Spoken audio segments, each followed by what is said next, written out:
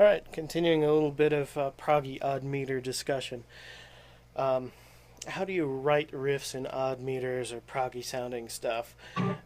The best advice I can give is just to listen to a lot of different prog music and emulate what you hear. Um, when I play a riff in odd meters, I usually don't set out and say, okay, this is going to be in 7/8. Sometimes I do. Most of the time, my hands just kind of do what they do, and then I figure out how to count it later. Um, but one example of something you can think about as you're trying to write these riffs, a good way to start is to fill all the notes in. Syncopation is really cool, but it can get even trickier when you're doing it in an odd meter. So let's say a riff with 6 notes, like this.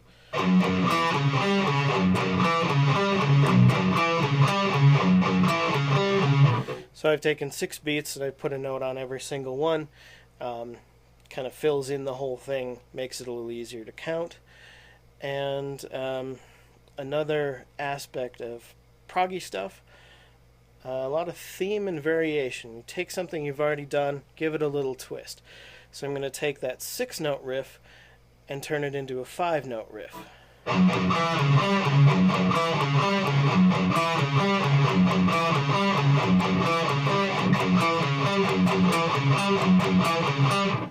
You hear that? So I dropped a note off of it, so it's in 5 instead.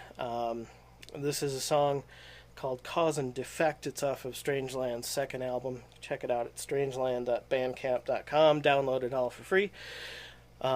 So the riff, another variation on that riff, the way it's actually played in the song is I start doing double stops on the 5 part. So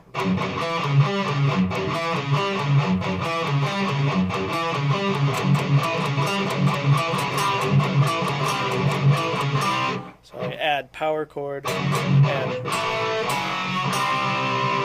like that. So that's another variation. You take a small thing that you've come up with and tweak it, add to it, take away from it. It's kind of how you build longer sections for proggy type songs, as an example. Alright, thanks for watching.